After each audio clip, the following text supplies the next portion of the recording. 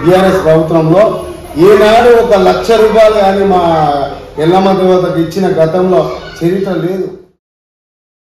ఉంటే ఊరి గ్రామ సర్పంచ్ అంటే ఎవరికైనా ఆశ ఉంటుంది కదా. దాడి చేయడము, పోలీస్ స్టేషన్లో మరి ఇబ్బంది పెట్టడము, పూటకు పార్టీ మారితే మనిషికి వాల్యూ ఉండదు. రేషన్ కార్డుల పేరు లేని గజమాల స్థితికి ఉన్నాం.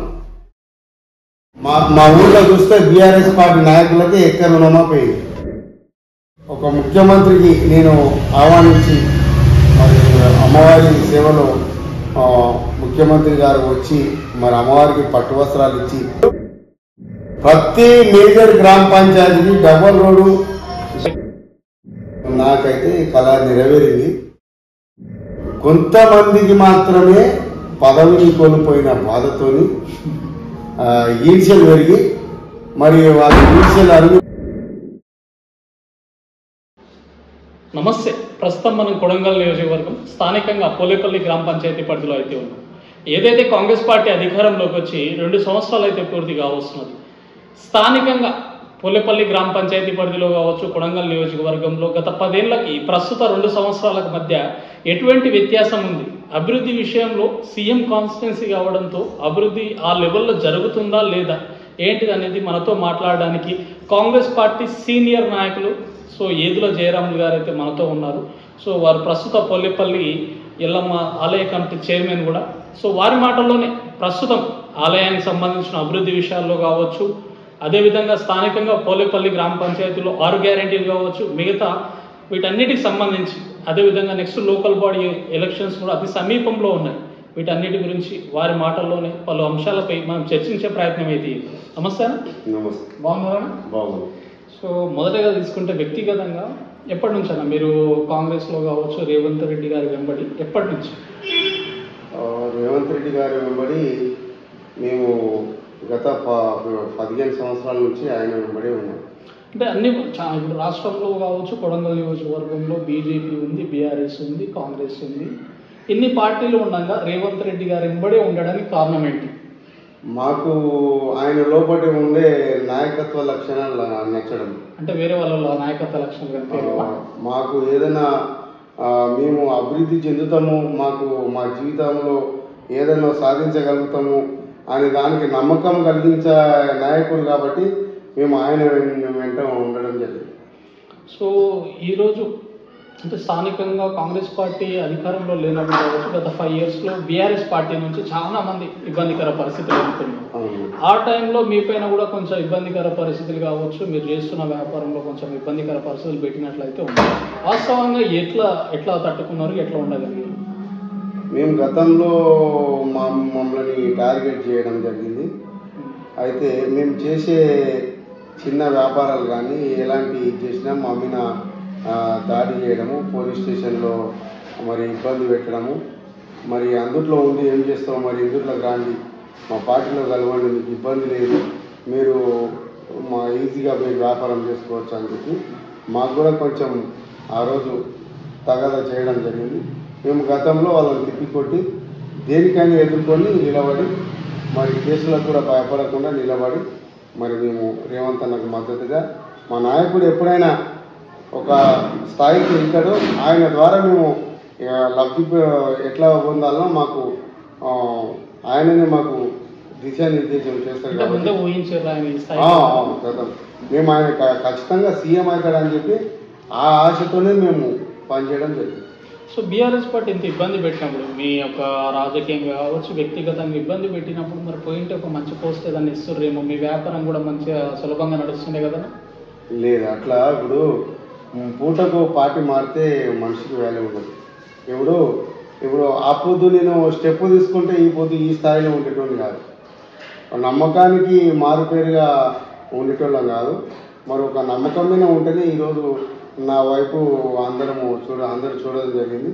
మరి గతం నుంచి చూసుకుంటే నేను చిన్నప్పటి నుంచి కటాకండిగా మాట్లాడడము, నేను ఎక్కడైనా ప్రశ్నించడము, గతంలో చిన్నప్పటి నుంచి నేను ఊరి డెవలప్మెంట్ కొరకే నేను పనిచేయడము, అన్ని విధాలా నేను మా గ్రామ అభివృద్ధికి ఎన్నో సహాయ సహకారాలు అందించాలని అదే దిశగా పనిచేయడం జరిగింది.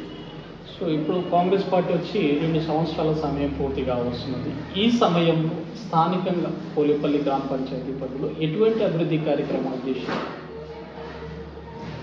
చాలా ఇప్పుడు చెప్పుకుంటే మస్తు అభివృద్ధి కార్యక్రమం. రోడ్లు తప్పించి ఏం చేయలేదు అంటా ఉన్నారు. ఇప్పుడు ఒక ఆ పిల్లలు పుట్టి పెళ్లి టైం అయితే కూడా వాళ్ళకు రేషన్ కార్డు వచ్చే అవకాశం లేదు గతంలో. చిన్న పిల్ల పుట్టింది అనే సంగతి కానీ ఇప్పుడు మా పాపలు ఉన్నారు, 4 పాపలు. 4 పాపలకు ఏ పాపకు రేషన్ కార్డులో పేరు లేదు. అయితే ఆ పాపల పేర్లు గతంలో రేవంత్ అన్న అధికారంలోకి వచ్చినాక మొన్నగా మేము ఆధార్ కార్డులో బియ్యం తీసుకోవడము, వాళ్ళ పేర్లు చేంజ్ చేసినాము. ఆ చేంజింగ్ కూడా ఆధార్ కార్డు చేంజింగ్ అంటే గతంలో పెద్ద పైరే ఉండేది. కానీ ఈజీగా మేము ఇచ్చిన మీ సేవల ఇచ్చిన పేర్ల ఆధారంగానే ఆన్లైన్లో మా పేర్లు వచ్చేసినాయి. ఇంత ఈజీగా మాకు రేషన్ కార్డు అందడం జరిగింది. సో రేషన్ కార్డు విషయంలో కొంచెం బెనిఫిట్ స్థానిక గత మా పిల్లలే కాదు, బీఆర్ఎస్ పిల్లలకు కూడా గతి లేదు. 15 నుంచి 20 లేదు, వాళ్ళకు కూడా గతి లేదు. ఒక పిల్లగాడు జన్మించి 13-14 సంవత్సరాలు అయితే కూడా రేషన్ కార్డుల పేరు లేని గతిమాల స్థితికి ఉన్నాం. కొత్తగా ఇందిరమ్మ ఇళ్ళ విషయంలో ఏ విధంగా ఉన్నారు? ఇందిరమ్మ ఇళ్ళ విషయంలో చాలా సూపర్గా మా అధిష్టానం ముందుకు పోతుంది. ఓన్లీ కాంగ్రెస్ పార్టీ కార్యకర్తలకే ఇస్తున్నారని, లేకపోతే మా గ్రామంలో ఎవరికైతే ఇల్లు లేదో వాళ్ళకి ఇచ్చినాం. అన్ని పార్టీ వాళ్ళకి ఇచ్చినాం. మీరు చూసుకోండి, సర్వే చేసుకోండి. వేరే పార్టీలో పనిచేసే వాళ్ళకు కూడా మేము ఇల్లు ఇవ్వడం జరిగింది. వేరే పార్టీలు ఉన్నా, ఏ పార్టీలో ఉన్నా వాడు బీదోడా కాదా, వాడు అరుగుడా కాదా, అది చూసి మేము ఇల్లు ఇవ్వడం జరిగింది. కొంత స్తోమత లేని వాళ్ళు ఇంకా స్టార్ట్ చేయలేరు. స్తోమత ఉండి స్టార్ట్ చేసిన వాళ్ళకు ఇప్పుడు బీసీమేట్ వరకు బిల్లులు కూడా మేము ఇవ్వడం జరిగింది. లక్ష పడ్డాయి. అవును, పడ్డాయి. సో ఇంకా కొత్తగా 2 లక్షల రుణమాఫీ విషయంలో గ్రామాల్లో చాలా వ్యతిరేకత కనిపిస్తున్నట్లు సో బీఆర్ఎస్ పార్టీ నాయకులు అయితే మాట్లాడుతున్నారు. ఇక్కడ 2 లక్షల రుణమాఫీ కరెక్ట్ కాలేదని. దీనిపైన ఏమంటారు? మా ఊళ్ళో చూస్తే బీఆర్ఎస్ పార్టీ నాయకులకి ఎక్కువ రుణమాఫీ అయింది. అంటే మేము ఎట్లా అనుకోవాలి? మాది ఏదో చిన్న 1000 రూపాయలు ఎక్కువ ఉండొచ్చు, 2 లక్షలు దాటి ఉండొచ్చు. ఆ రకంగా చూసుకుంటే బీఆర్ఎస్ నాయకులకి ఎక్కువ మందికి రుణమాఫీ అయింది. ఇప్పుడు మేము చాలా మంది 10 మంది ఆసరా మేము ప్యూర్గా పనిచేసిన నాయకులకే రుణమాఫీ కాలేదు, అందరికీ అయింది. అవతలోనికి మంచిగా 1000 రూపాయలు, ఇప్పుడు 1,00,000 రూపాయలు రుణమాఫీ అయితే అది యథార్థంగా లేడు. ఇక్కడ ఏదో చిన్న దానికి బస్సు ఫ్రీ ఎందుకున్నది, నీకు 1,00,000 రూపాయలు బెనిఫిట్ వచ్చే అది ఎడుగురా నాయన అంటే ఈ చిన్న బస్సు ఎందుకు ఫ్రీ ఉన్నది. పోయేటోళ్ళు మంచిగానే పోతున్నారు, తిరిగేటోళ్ళు మంచిగా తిరుగుతున్నారు. కానీ ఊకున్న నాయకులకే ఇదంతా పడేస్తుంది. ఇంత ఈజీగా రావట్లేదు కదా. మాకు ఓడు ముందల ముఖం చూసేటోళ్ళు లేడు, ఓటు వేసేటోళ్ళు గది లేకుండా అవుతాడని చెప్పి ఈ భయంతో లేని అబండాలు వేస్తున్నారు. సో కొత్తగా ఆలయ కమిటీ చైర్మన్ అయితే ఉన్నారు మీరు ఫస్ట్ టైం. సో ఆలయంలో ఎటువంటి మార్పులు వచ్చినాయి? గతంలో కానీ ఎమ్మెల్యే కూడా ఈ గుడిని దర్శించడానికి వెనుకం ఉండేది. రేవంత్ అన్న పుణ్యమాని నా అదృష్టంగా భావిస్తున్నాను. ఇది నాకు మంచి అవకాశంగా భావిస్తున్నాను. నా హయాంలో ఒక ముఖ్యమంత్రికి నేను ఆహ్వానించి మరి అమ్మవారి సేవలో ముఖ్యమంత్రి గారు వచ్చి మరి అమ్మవారికి పట్టు వస్త్రాలు ఇచ్చి ఆయనతో పాటు 8 మంది మంత్రులు ఈ గుడిని ఈ అమ్మవారిని దర్శించడం జరిగింది. మరి అదే మా అదృష్టంగా భావిస్తున్నాం.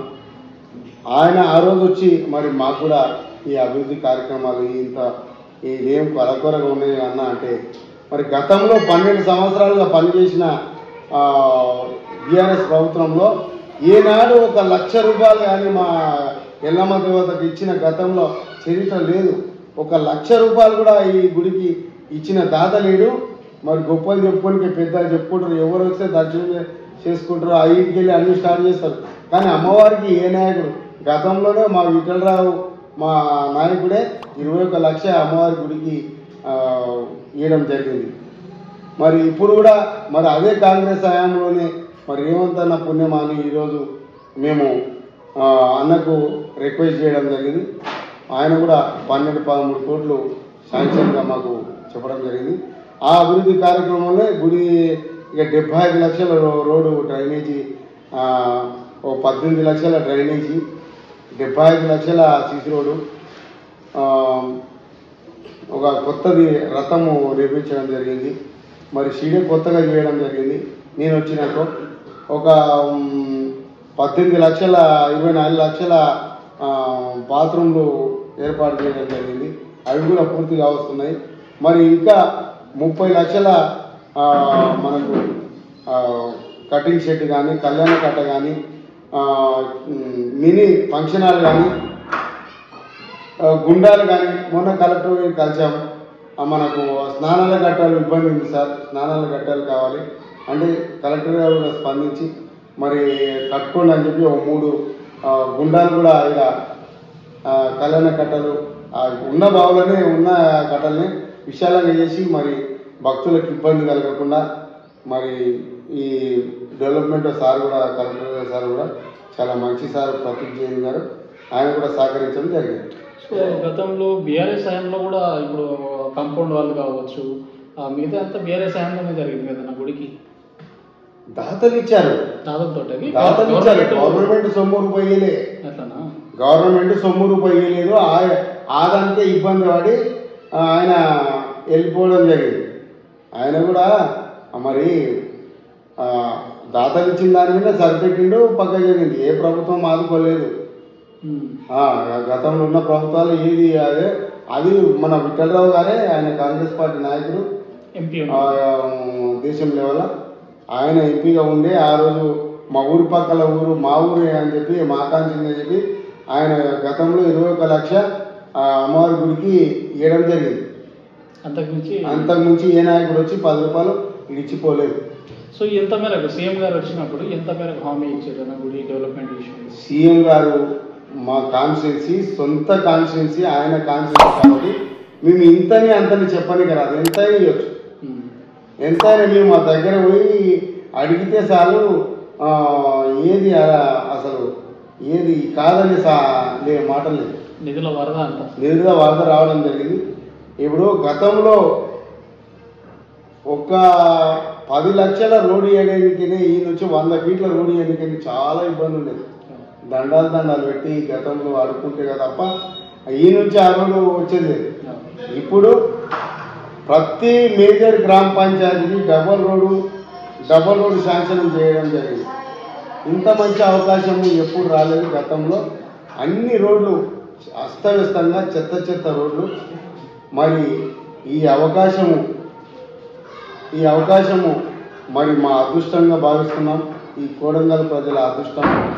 ముఖ్యమంత్రిగా రేవంత్ అన్న ఈ కొడంగల్కి ఎమ్మెల్యేగా ఉండి మరి ముఖ్యమంత్రి కావడము చాలా ఈ కొడంగల్ ప్రజానికం చేసుకున్న అదృష్టం. సో మీరు ఎక్స్పెక్ట్ చేసిరా ఈ పదవి, ఆలయ కమిటీ చైర్మన్ కాంగ్రెస్ పార్టీ అధికారంలోకి రావడం, స్థానిక ఎమ్మెల్యే సీఎం కావడం, మీరు ఆలయ కమిటీ చైర్మన్ కావడం, ఇవన్నీ ఎట్లా అనిపిస్తున్నా? నేను కొంచెం యూనివర్స్ ఎక్కనంతా గతం నుంచి. ఎట్లా అంటే నేను ఈ రోడ్ బోర్డు పోకుండానే అనుకుంటుంటే ఎప్పుడు నెరవేరుతుంది అమ్మా ఈ చైర్మన్ పదవి అంటే గతంలో అనుకుంటుంటే, నా మనసులో అనుకుంటుంటే. అంటే లీడర్ల దృష్టిలో అంత లేదు, కానీ గతంలో అనుకుంటుంటే. కానీ ఈ అవకాశం ఈ రకంగా వచ్చి మా ముఖ్యమంత్రి కావడము, ఈ అవకాశం మా దోస్తులు అందరూ నన్ను బలపరచడం, మరి ఇది అందరికీ తిరుపతి అన్న మరి ఆయనకు కూడా చాలా ధన్యవాదాలు. ఎంతోమంది లీడర్లు ఇచ్చేసినా కూడా ఆయన నన్నే ఎన్నుకోవడం జరిగింది. మరి ఆయన కూడా చాలా కృతజ్ఞతలు. స్థానికంగా పోలేపల్లి ఎల్లమ్మ అంటే చాలా ఫేమస్. కొడంగల్ కావచ్చు, చుట్టుపక్కల పరిగి కావచ్చు, మామూలు ఉమ్మడి మామూలు. సో అటువంటిది స్థానికంగా ఈ ఊరిలో ఒకసారి ఆలయ కమిటీ చైర్మన్ వేస్తే బాగుంటుంది అనే ఆశ ప్రతి ఒక్కరిలో ఉండొచ్చు నాకు తెలిసి. అందరికి ఉంటుంది ఆశ అనేది, నేను చైర్మన్ అయితే బాగా అని చెప్పి అందరికి ఉంటుంది. కానీ కళ నెరవేరింది మాత్రం నాకైతే కళ నెరవేరింది. నేను గతంలో ఎట్లా అంటే ఇది అవుతుందో కాదు అప్ప ఇంత అంటే ఇది పెద్ద లెవెల్లో ఓవర్ కదా, ఇంత అవుతుందో కాదు అని చెప్పి అనుకున్నా గతంలో. కానీ అది రేవంత్ అన్న పుణ్యమా అని అది నాకు ఈజీ అయిపోయింది. ఎట్లా అనిపించింది ఆ సీఎం మీ ఊరికి మీ టెంపుల్కి ఆయనతో పాటు ఆయన యొక్క మంత్రివర్గాన్ని ఆయన క్యాబినెట్ని కావచ్చు, స్థానిక చుట్టుపక్కల ఎమ్మెల్యేలు, పరిగి ఎమ్మెల్యే, తాండూరు ఎమ్మెల్యే వీళ్ళందరినీ పిలుచుకొని వచ్చి టెంపుల్కి రావడం ఎట్లా అనిపించింది మీకు? ఇది నా అదృష్టంగానే భావిస్తున్నా. ఎందుకంటే గతంలో ఎంతోమంది చైర్మన్గా చేశారు. మరి అదృష్టం ఒక ఎమ్మెల్యే రావడమే కష్టం ఉండేది. గతంలో వస్తే మధ్యాహ్నం వచ్చి ఎప్పుడో వెళ్ళిపోయింది. కానీ ఒక ముఖ్యమంత్రి మరి మాకు ఊరి మీద దయ ఉంచి మరి ఇంతమంది మంత్రులతో రావడం, మరి ఆయన రావడంతో పబ్లిక్ కూడా చాలా పెరగడం జరిగింది. రాష్ట్ర వ్యాప్తంగా అమ్మవారి గుడి ప్రచారంలోకి వచ్చింది. రాష్ట్ర వ్యాప్తంగా సోషల్ మీడియాలో, ఎలక్ట్రానిక్ మీడియాలో, వార్తల్లో కానీ చాలా ప్రచారం జరిగింది. మరి ఆయన ఈ అవకాశం ఇచ్చినందుకు ఆయన నాకు ధన్యవాదాలు తెలియజేస్తున్నాను. సో ఫైనల్గా ఈ 2 సంవత్సరాల పాలనకు గత 10 ఏళ్ల పాలన మధ్య అంటే తేడా అంటే ఏం చెప్తారు? ఎటువంటి మార్పులు వస్తూ ఉన్నాయి కొడంగల్లో? గతంలో డబ్బులు మిగులు బడ్జెట్లో ఉన్న సంసారము ఎవరనే చేయొచ్చు. మిగులు బడ్జెట్లో ఉన్న సంసారాన్ని మొత్తము వాళ్ళ జేబులు నింపుకొని అంతా ఖాళీ చేసి మరి రేవంత్ అన్నకు ఇవ్వడం జరిగింది. మరి ఆయన కూడా మరి చాలా చక్కగా పరిపాలన కొనసాగిస్తున్నారు. అభివృద్ధి కార్యక్రమాలు ప్రతి ఒక్కటి ముందుకు దూసుకుపోతున్నాయి. ప్రతి ఒక్క మేజర్ గ్రామ పంచాయతీకి డబ్బు రోడ్డు వేయడం అంటే మరి గతంలో ఏనాడు లేదు. ఏ ఊర్లైనా ఎక్కువ రోడ్లు చాలా ఇబ్బంది పడేది. మరి ఇప్పుడు చాలా మంచిగా అభివృద్ధి కార్యక్రమాలు, గ్యాసు సిలిండర్ ఫ్రీ కానీ, కరెంటు ఫ్రీ కానీ, రుణమాఫీ కానీ, మనకు విత్తనాలు సబ్సిడీ విత్తనాలు వేయడం కానీ, మరి రుణమాఫీ చాలా చాలా మంచి మంచి కార్యక్రమాలు, హాస్పిటల్ ఫ్రీ కానీ, ఈ చాలామందికి చాలా రకాలుగా అభివృద్ధి. రేషన్ కార్డులు ఇంత ఈజీగా రేషన్ కార్డులు వచ్చేది కాదు. సన్నబియ్యం పంపకం కానీ, మహిళలకు ఇంకోటి మహిళలకు పెద్దపీట వేస్తున్నాం. గతంలో ఎప్పుడు జరగలేదు. మరి మహిళలకు కూడా పెట్రోల్ బంకులు, రైస్ మిల్లు, మీరు ఒక పాడి వ్యవస్థలో మీరు బర్రెలు తెచ్చుకున్న, ఆవులను తెచ్చుకున్న, ఏ రకంగా మహిళలకు మరి ముస్లిం మహిళలకు కుట్టు మిషన్లు కానీ మరి ఎన్నో రకాల అభివృద్ధి కార్యక్రమాలు జరుగుతున్నాయి. మరి సరిగ్గా ఇప్పుడు లీడర్లు చెప్పుకోవడం లేదు మన లీడర్, కానీ కాకపోతే చెప్పుకోవాలి. ప్రతి ఒక్క ఊళ్ళో ఇది పబ్లిక్లో తీసుకపోతే 100% ఇది ప్రజాపాలన అనడానికి సవలక్ష కారణాలు ఉన్నాయి. నెక్స్ట్ లోకల్ బాడీ ఎలక్షన్ సమీపంలో ఉన్నాయి. వీటికి సంబంధించి కొంచెం వ్యతిరేకత వస్తూ ఉన్నాం కాంగ్రెస్ పార్టీ అని చెప్పేసి కొంతమంది చెప్తా ఉన్నారు. మరి స్థానికంగా పోలేపల్లిలో కాంగ్రెస్ పార్టీ ఈ సర్పంచ్ కావచ్చు, ఎంపీటీసీ కావచ్చు స్థానాలు గెలిపించుకుంటుంది అనుకోవచ్చా? పబ్లిక్ సామాన్య ప్రజలు అంతా మంచిగానే ఉన్నారు. వాళ్ళ మైండ్లో ఏం లేదు, అంతా మంచిగానే ఉన్నది, అంతా జరుగుతుంది.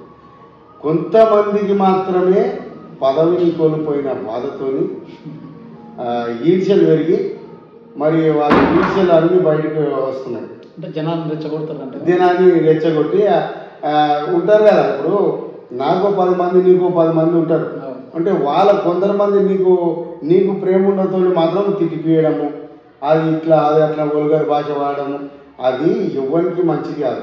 నువ్వేమి ఇస్తే అదే వస్తుంది, నువ్వేమైతే ఇస్తున్నావో అదే వస్తుంది. నువ్వేమైతే ఈర్ష్యపడుతున్నావో నువ్వు దానికి అరుడవు కావు. అదే విషయాలు ఏడో ఉంటుంది ఆ ఊళ్ళో అంతా చిల్లర ఆడోడు తలమాసినోడు ఉండి వాళ్ళంతా లేపడము, ఇట్లాను అట్లా అని చెప్పడము, సోషల్ మీడియా వైరల్ చేయడం అవన్నీ జరుగుతున్నాయి. కానీ పాలనలోపు ఖచ్చితంగా పరిపాలన కొనసాగుతుంది. మరి లోకల్ బాడీ గెలిపించుకోగలుగుతారంట? గెలిపించుకుంటాం, ఖచ్చితంగా గెలిపిస్తాం. ఈ అభివృద్ధిని చూసి గెలిపిస్తాం. సో ఒకవేళ రిజర్వేషన్స్ అన్ని అనుకూలంగా వస్తే ఏదుల జయరాములు సర్పంచ్గా కావచ్చు, ఎంపీటీసీగా లోకల్ బాడీ బరిలో ఉంటారా? పార్టీకి లైన్లో నడుస్తున్నాం. మీ మనసులో మాట చెప్పండి. ఉంటే ఊరి గ్రామ సర్పంచ్ అంటే ఎవరికైనా ఆశ ఉంటుంది కదా. అయితే గతంలో నేను 20 సంవత్సరాల కింద నేను నామినేషన్ పేపర్ రాసి నామినేషన్ వేసి మా వాళ్ళంతా చెప్తే వాపసు తీసుకురావడం జరిగింది. మరి గతంలో మరి నాకు పాపలు 3 పాపలు దాటడం జరిగింది. అయితే ఆ దాన్ని అర్హత కోల్పోయింది. మరి నామినేట్ పదవి నాకు వచ్చినందుకు మరి చాలా సంతోషం. అయితే ఇప్పుడు ప్రస్తుతం ఆ అవకాశం మళ్ళా ఇవ్వడం జరిగింది. గత నెల నుంచి కొంచెం ఆశలో మళ్ళా సర్పంచ్ పరిలో ఉండాలని నాకు చాలామంది కూడా అడుగుతున్నారు. కానీ మేము పార్టీలలోనే పనిచేస్తాం. పార్టీ పోలేపల్లి కాంగ్రెస్లో లోకల్ బాడీ ఎలక్షన్లో ఆశావాహులు, సరే టికెట్ అది ఎవరికి ఇస్తారు డజన్ మ్యాటర్, ఆశావాహుల్లో జయరాములు గారు కూడా ఉన్నారు అనుకోవచ్చా? క్లారిటీ ఇవ్వండి ప్రేక్షకులకు. సర్పంచ్ అంటే ఎవరికైనా ఆశ ఉంటుంది అన్న, ఉంటుంది. నాకు నామినేషన్ వేసినామంటారు 20 ఏళ్ళ కింద. అంటే మీ ఏజ్ ఇప్పుడు ఒక 30-35 లెక్క ఉన్నది కదా? నేను 46, 47. అంటే అంత ఏజ్ కనిపిస్తలేదు మీరు మరి. ఏమో కానీ నాకు 46 ఇప్పుడు. గతం నుంచే నేను అనుకున్నా కానీ పిల్లలు ఉన్నందుకు నేను ఇది చేసినా. కానీ ఇప్పుడు పార్టీ ఏం చెప్తే దాని మీద అంటే ఈ కాంగ్రెస్ హయాం అంటే 2023 తర్వాత కాంగ్రెస్ గవర్నమెంట్ వచ్చిన తర్వాత జయరాములు గారు కలిసి వచ్చింది అనుకోవచ్చు. ఎందుకంటే మేము మాట అంటే 3 పిల్లల లిమిట్ తీసేసారు, మార్కెట్ కమిటీ ఆలయ కమిటీ చైర్మన్ ఇచ్చేసారు. సో వీటన్నిటిని చూస్తుంటే సీఎం గారు మీ గుడికి మీరు చైర్మన్గా ఉన్నప్పుడు రావడం కానీ ఇవన్నీ చూస్తుంటే మరి ఏదో ఇదైతే నా అదృష్టంగా భావిస్తున్నాను. ఇప్పుడు ఎవరు ఏ పదవి చేయాలనేది మన ప్రకృతి నిర్ణయించేది కదండి. మనం ఎంత వరకు కరెక్ట్ ఉన్నాం అనేది వాళ్ళకి ఆ పదవి వస్తుంది. నేనేమంటున్నా అంటే ఇదంతా జరగడము ఒక భాగ్యుడు, ఇది గతంలో చేసుకున్న పుణ్యమే. మీ ఫ్యామిలీలో ఎవరైనా పొలిటికల్గా ఉంటారా? ఇంతకుముందు మా ఫ్యామిలీలో పొలిటికల్ ఎవరు లేదు. మా నాయన అప్పుడు గతంలో మెంబర్గా ఉండే, బిచ్చిరెడ్డి ఆ టైంలో ఉన్నప్పుడు మా నాయన మెంబర్గా. మా నాయన కూడా చాలా పంచాయతీలు చెప్పడం జరిగింది. మా నాయన చాలా క్రిటికల్ ఉంటే కూడా మంచిగా పంచాయతీలు చెప్పడం ఎక్స్పర్ట్ మా నాయన, పెద్ద మనిషి. సో అక్కడ నుంచి నీకు నాయకత్వ లక్షణాలు వచ్చినాయి. మా నాయన తెలియదు, నాకు కొంచెం ఉంటుంది. అప్పుడు ఇప్పుడు దాన్ని హుషారుగా మాట్లాడడం. సో ఏదేమైనా సో మీ నియోజకవర్గ వ్యక్తి ఒక ఎమ్మెల్యే సీఎం కావడం పట్ల ఫైనల్గా ఎట్లా ఉన్నారండి నియోజకవర్గ వ్యాప్తంగా? ఆ స్థాయి అభివృద్ధి ఉన్నదా లేదా? ఖచ్చితంగా ఈ 3 సంవత్సరాల్లో ఇప్పటికే 2 ఇయర్స్లో అన్ని గ్రామ పంచాయతీలు మేజర్ గ్రామ పంచాయతీకి డబుల్ రోడ్డు వేయడం జరిగింది. రోడ్డు పనులు జరుగుతున్నాయి. కొన్ని డాంబర్ రోడ్ వేయడం జరిగింది. అన్నిటికీ కంకర పడిచినాం. అన్ని ఒక 5 నెలల్లో అన్ని కంప్లీట్ అయింది. ఒక చిన్న గ్రామ పంచాయతీ కూడా ఒక సింగిల్ రోడ్ అయితే పోతుంది. కానీ నక్షబాటలకు కూడా మేము డాంబర్ రోడ్ నక్షబాటలు గతంలో ఈ రోడ్ అవుతుందా కాదా? ఆ సమస్యలు ఉన్న పిల్లబాటలకు కూడా డాంబర్ రోడ్ వేసుకొని ఇక గల్లీ గల్లీకి సిసి రోడ్డు, ఇంత అభివృద్ధి ఇది కలన నిజమనే ఆశ్చర్యంలో ఉన్నాను. ఎందుకంటే కొడంగల్ నియోజకవర్గం ఏర్పడ్డప్పటి నుంచి ఇప్పటి వరకు ఒక మంత్రి కూడా లేడు, మినిస్టర్ పదవి ఇచ్చారు డైరెక్ట్ లేదు. చాలా అభివృద్ధికి చాలా నోచుకోకుండా దూరంగా ఉన్నాం మేము. మరి ఇప్పుడు అన్న పుణ్యం అని మేము కూడా సిటీ మోడల్గా మారిపోవచ్చు.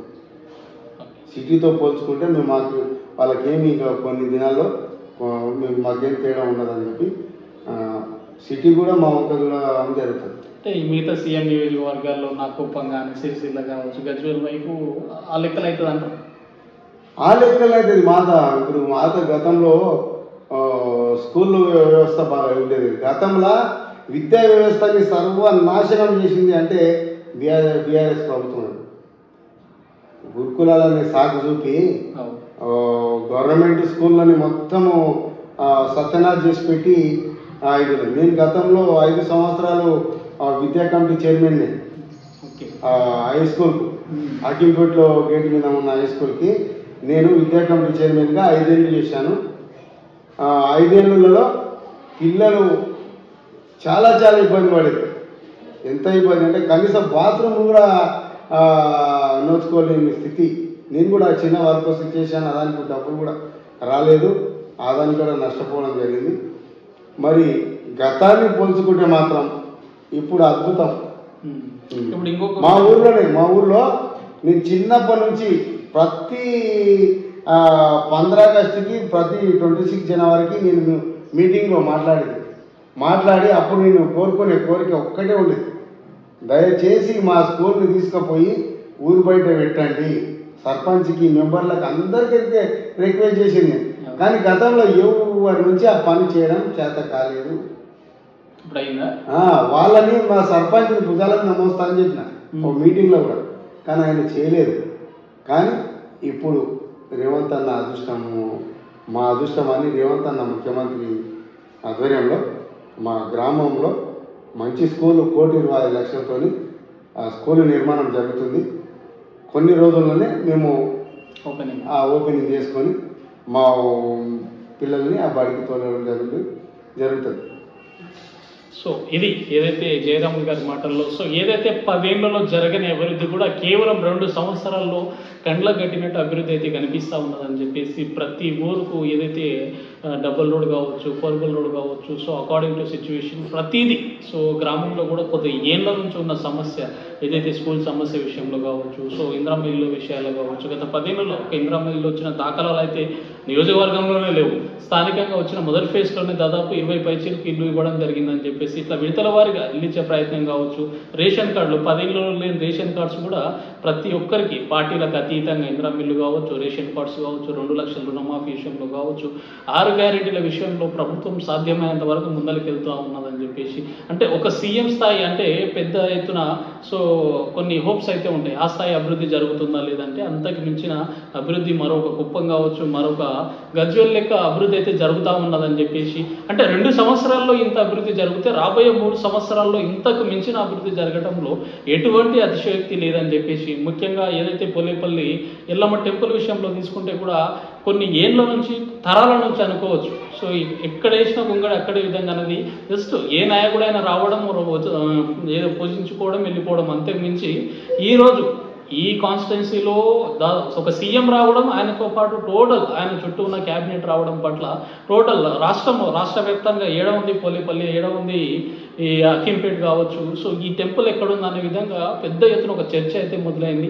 ఇది కేవలం కాంగ్రెస్ ప్రభుత్వంలో సీఎం రేవంత్ రెడ్డి గారి ఉండడం వల్లనే సాధ్యమైందని చెప్పేసి, అదేవిధంగా స్థానిక ఆలయ కమిటీ చైర్మన్ అయిన జయరాములు గారు నా ఆధ్వర్యంలో ఆయన ఆలయ కమిటీ చైర్మన్గా ఉండడం పట్ల కూడా చాలా సంతోషం అయితే వ్యక్తం చేస్తున్నారు. సో ఏదేమైనా ఈ అభివృద్ధిని చూసి నెక్స్ట్ లోకల్ బాడీ ఎలక్షన్లలో పక్క కాంగ్రెస్ పార్టీకి మెజార్టీ స్థానాలు స్థానికంగా ఉన్న పోలేపల్లిలో కాంగ్రెస్ పార్టీకి లోకల్ బాడీలో పక్క గెలిపించే ప్రయత్నం అయితే ప్రజలు చేస్తారని చెప్పేసి, ఈ అభివృద్ధిని చూస్తే ప్రజలు కాంగ్రెస్ పార్టీకి పట్టం కడతారని చెప్పేసి, ఒకవేళ అవకాశం వస్తే 100కు 100% స్థానికంగా కాంగ్రెస్ పార్టీ సర్పంచ్ కావచ్చు, అది ఎంపీటీసీ బరిలో కూడా ఉంటాను పార్టీ అధిష్టానం ఆదేశిస్తే అని వారి మాటల్లో ఒక ధీమా అయితే వ్యక్తం చేసే ప్రయత్నం అయితే చేశారు. Thank you.